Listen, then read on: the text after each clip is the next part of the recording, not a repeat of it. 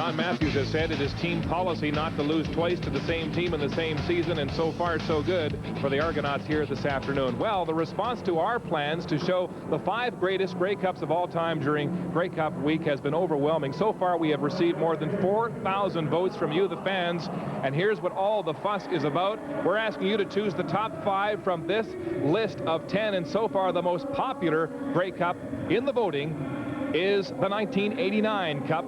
Saskatchewan beating Hamilton 43-40, and here's where you can send your votes. Send it to CBC Sports, or you can find us on the internet, and there's our address at the bottom of your screen. Now, Bluto, I know you're disappointed about this, but your Grey Cup in '88 has received a measly 5 votes. You and the rest of your offensive line. Well, no, it's my family. They feel sorry for their supporting me. I can't believe that 1988. I'm trying to give you the puppy dog look here. 5 votes. I mean, I think we should get more votes than that, but I do agree 1989 is a great vote. But let's get everybody from across the country voting. I mean, we got a lot of votes from Saskatchewan right now. We should get everybody across the country involved in it. Yeah, a quarter of the votes so far have come from Saskatchewan. Let's talk about the first half on the outpouring of offense by the Argonauts. Wow, we were wondering if they were going to be flat. They certainly came out quite the opposite. They just demoralized and totally destroying Calgary. Right now you got Doug Flutie goes back the game. They're leading 14-3 at this time. A breakdown. This is one thing he said Calgary couldn't afford to do. A missed tackle by Kenton Leonard. Pinball romps in the end zone, 65-yard touchdowner. I mean, this made the score 21-3. Danielson, who's a 1,000-yard receiver, is relegated to blocking. Here he hits Reggie Gibbons. He's got to get Antonius Bonner. This is what he's doing. They're taking him out of the offense. You got to have Danielson in this offense if you're going to throw the ball. We talked about Dave Dickinson. You see him having his troubles. And then, of course, the big play at the end of the... You can never take a play off. Donald Smith does a blocks the Tony Martino punt, recovers the punt by Danielson, but he was on the other side of the line of scrimmage, therefore he has to give yards, gives Toronto a chance. They have to kick a field goal, rubbing salt in the wound, as you said. We wondered how the Stampeders might react to not having Jeff Garcia as their starting quarterback. So far, the results have been devastating. We're back with the second half after this. The Argos lead big here as we start the third quarter. It's 34-6 as the Island Yacht Club ferry makes another trip to the mainland. And the first half stats. Well, look at the first downs by Calgary. 2-13. Actually, Toronto's down. Most of the games we've done, they've had 20 at halftime, so Calgary must be doing a little bit right. But only 2 first downs and only 7 yards rushing. Doug Flutie has had a red letter day in the first half, getting stretched here on the Argo bench. Sometimes you cool off at halftime and need to get the muscles warmed up. Well, that's obviously a lower back stretch right there, and they're probably just trying to keep it in case it's tightening up on them, and they can ill afford to have anything happen. This is just something they do when a guy comes from sitting in his locker, his stall. You've been sitting for 15, 20 minutes. They just want to kind of limber you up again, get you ready to go. Dave Dickinson getting a chance to regroup, probably had a word with Jeff Garcia after a tough first half. Well, I'm sure he talked to Garcia, and I'm also sure Danny Barrett was in his ear a whole lot too. And you know, he's tried to get some things done, but again, we talked about it. We wondered if the short week would hurt him. It definitely has. He hasn't got the right timing right now with the receivers or the familiarity with the pattern, so it's something that's going to happen. Mike Clemens back to return the second half kick from Mark McLaughlin, and we're underway. 34-6, the Argos lead. Some confusion as Lester Smith backpedals, gets the kick, and is dropped inside the 30-yard line. A 58-yard kickoff and a 7-yard return. Al Jordan helping out. And Pinball said, hey, you want it, Lester Smith? You think it's so easy? Catch the ball, take it yourself. Let's go down to the sidelines now. Caroline Corey is standing by with an update on Paul Massotti. Thanks, Mark. And yes, we have been watching Mr. Massotti with particular interest. It looks like his ribs have been giving him a bit of difficulty out there on the field today, but he walked out onto the field for the second half with some bounce in his step, and he says he's just fine, and he looks like he's smiling too, so I think he's being honest. Well, it's hard to get a competitor like him out of a football game. One catch and a touchdown, not bad. Direct snap to Clemens, makes the good read, goes around the end, and has first down territory, and Moore drives across center field. Well, I'm sure that Anthony McClanahan and Marvin Pope especially was talking about a holding. Chris Gioscas put the big clamps on him. Didn't allow him. You can see right, you got to be able to, he's got him right here. Watch this. He can't even get up. That's a penalty, my friends, but the referee didn't call him, and I got to stick up for the tackles. It's never a penalty unless the referee calls it. John Kalin finally wrestles Pinball out of bounds, and McClanahan getting set to combat this Argo offense that has been terrific. 4 touchdowns in the first half. Direct snap to Pinball again. Reads it well and has got 6, maybe 7 yards. Marvin Pope finally tackles him. You know, the thing about a Pinball, it makes people slow down before they tackle him because he makes so many moves that every time you do tackle him, he still picks up 5 or 6 or 7 yards.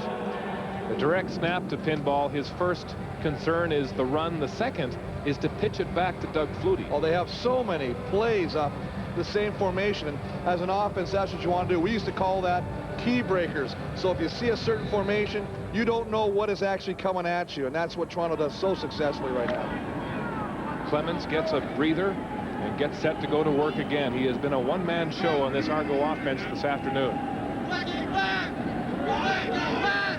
Flutie spreads receivers to the wide side left and rolls in that direction. Miles in pursuit.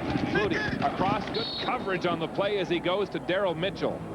Well, nice job of Darryl Hall falling off his coverage responsibilities of Pinball, recognizing the ball was higher, falling up. You see Mitchell turning Jordan around, coming in here. You see Darryl Hall on the bottom. He's going to leave his original responsibility and gets the forearm, and he's responsible for knocking that ball out. Looked like he was reading Jordan's eyes when he put his hand up there. His back was to the pass.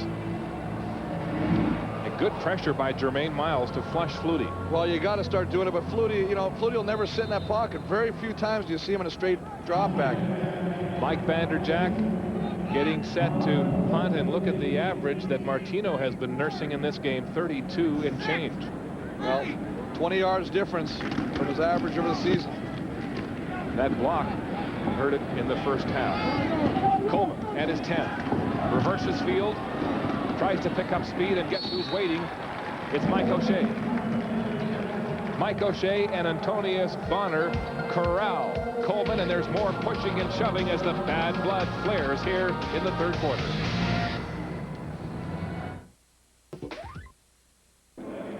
Mike O'Shea with the Jack Lambert looks at linebacker. He's a tough guy. The only thing, no, if you want to be true Jack Lambert, you got to miss a few teeth. And you can see right here at the end of the thing, he's kind of got a leg lock on Jermaine Miles, and there's blood all over the pants. That's the kind of thing you know when a linebacker's getting in there, when his hands and feet are dirty and there's blood all over. You don't want to walk in there with a clean uniform or clean pants, because then you know you haven't played. Dave Dickinson and the Stampeders with tough field position at their own 15. The give to Kelvin Anderson, and it's rough going. Well, it may be rough going, but they're doing something they have to. You can't come into the second half thinking, hey, we're down 34-6. It's a new half. You're going to hear coaches preach about that. Try and stay with the original game plan. Kelvin Anderson, 3 rushes for 6 yards. Very untypical of an Anderson-type afternoon. 2-yard average for Anderson, who's over 1,000 for the second season in a row.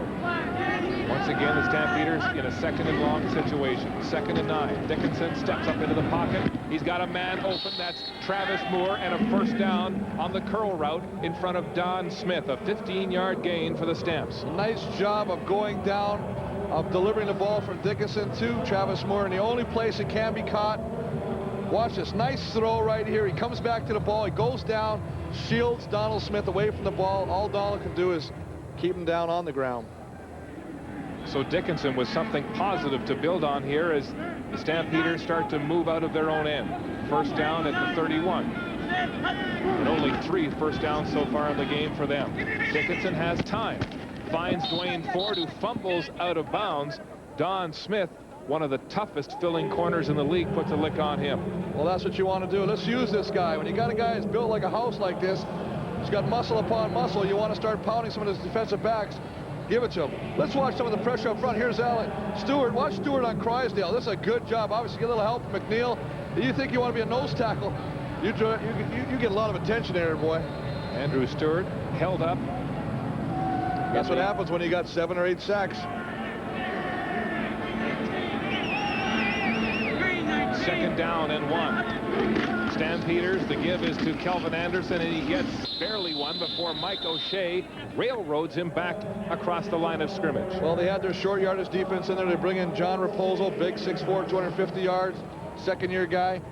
Mike O'Shea, as you say, doing it on special teams and doing it on short yardage here.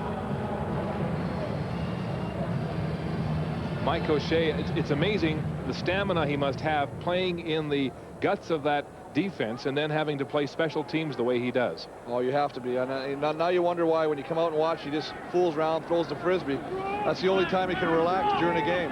Another first down for the Stamps. Dickinson with time, across the middle, comeback route to Terry Vaughn.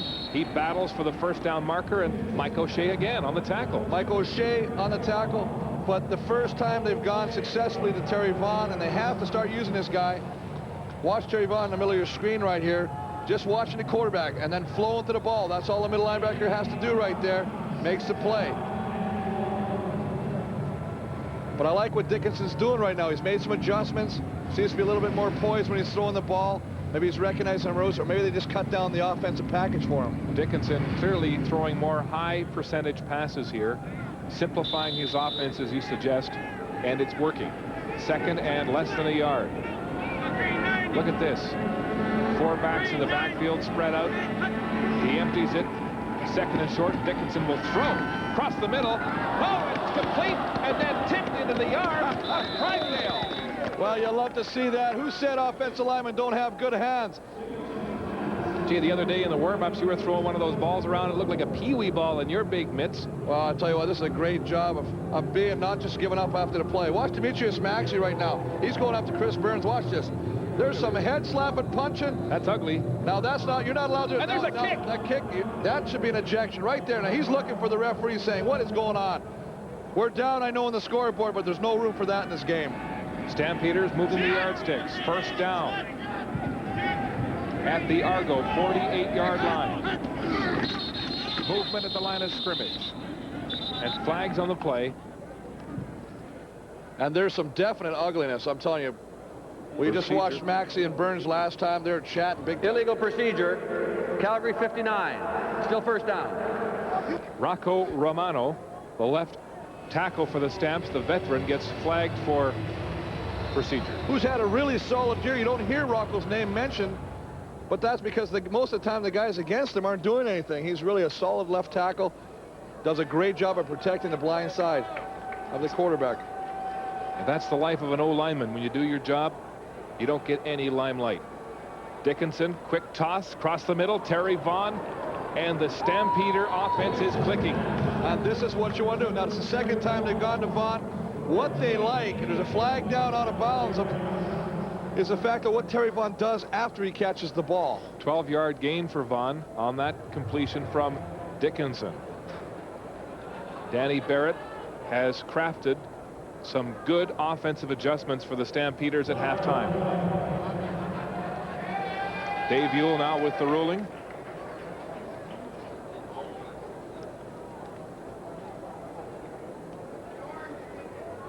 And so the flag will be waved off. Watch Max. He's going after everybody here. He's going after Crysdale now.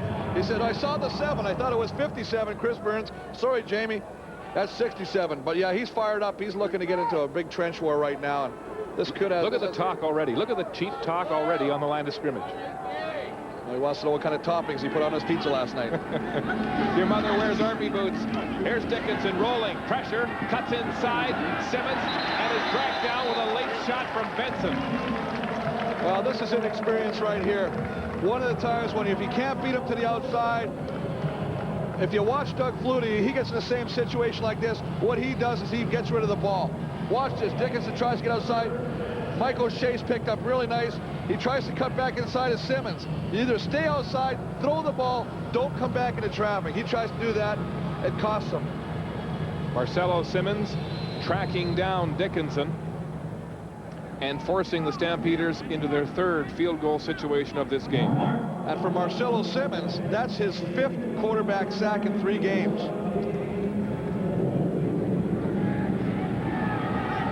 Dickinson will hold at the 51. McLaughlin's already hit from 52.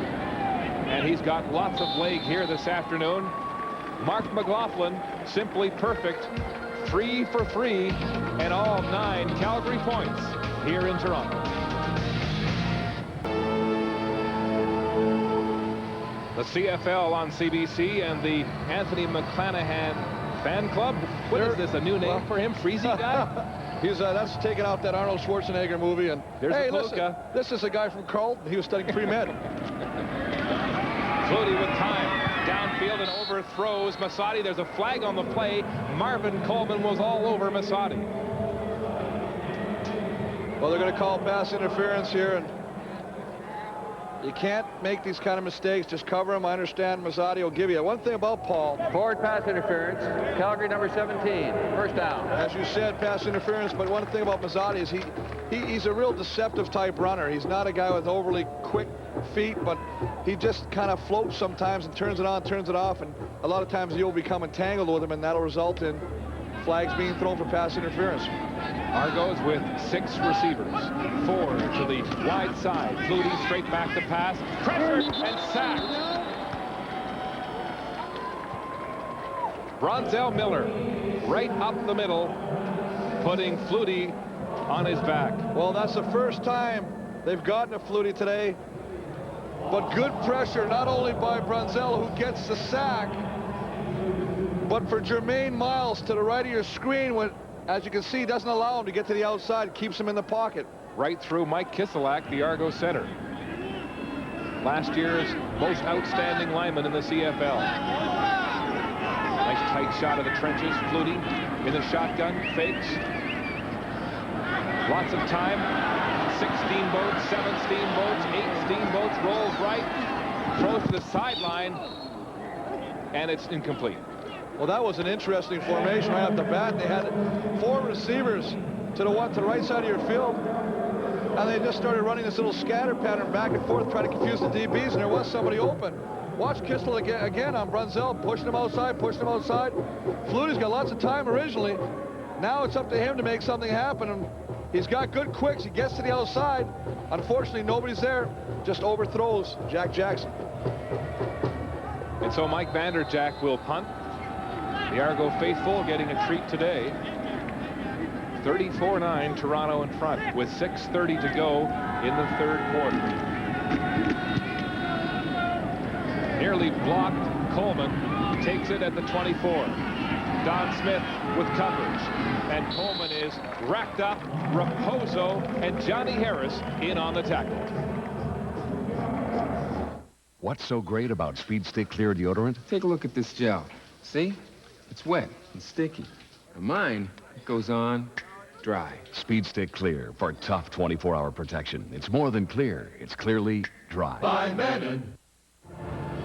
Dave Dickinson assembling the Calgary huddle, and he's got to be buoyed by these stats. 5 for 5 on his opening drive of the second half for 56 yards and a field goal. Well, I think that's what you got to do, is you got to somewhat shorten that package, find out what Dave's comfortable with, and let him run that package. Behind the center, Dickinson drops back, short drop, complete to Travis Moore, and he steps across the first down marker before being driven out of bounds by Antonius Bonner. Well, I like what they're doing here. I like they're taking what they're giving them to them. Whatever Toronto's giving to them, Calgary's taking them. They also have what's called a chop block. The offensive lineman set, chop the feet out right from under the defensive lineman of the Toronto Argonauts. That's how you slow the big boys down, boy. Nobody likes people rolling around your feet. Danny Barrett chomping on the gum, eager to see what they can produce here in the second half. Stamps yet to get a touchdown, 3 straight field goals.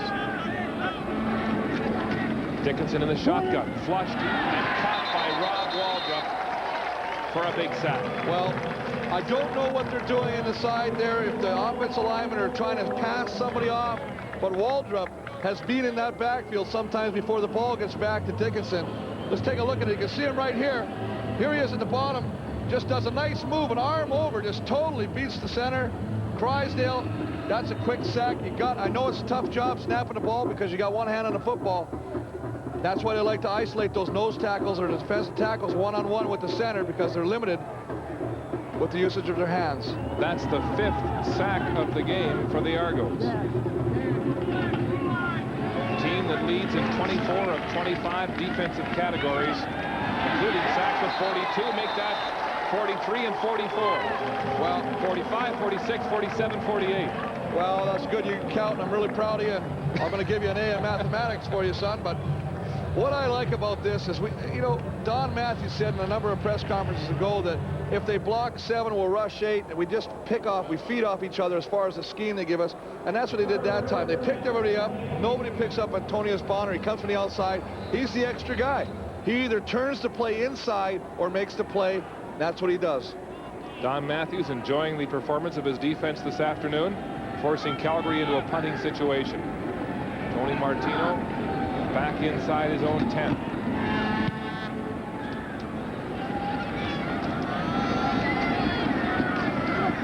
Here come the Argos. Adrian Smith is dropped quickly, trying to negotiate the coverage. A 7-yard return of a 47-yard boot from Martino. Don't be the last one to try. Welcome back to the CFL on CBC. The Toronto Argonauts are leading the Calgary Stampeders by a score of 34-9. Tomorrow on the CBC, stay tuned for the wonderful world of Disney and an all-new Wind at My Back, 15 years of Just for Laughs, and the life and times of Robert Bateman. Star-studded lineup in prime time as Flutie goes to work in a star-studded lineup for the Argos. Flutie breaks a tackle from Pope, then slides at the 51, and there's a flag on the play. Probably be a little bit of a holding call right here. So he's giving the official a few words. Holding, Toronto 65. First down repeated. Well, Willie Williams gets called for holding, Bluto. Well, they call them sometimes. We talked about Calgary having to start strong. They have.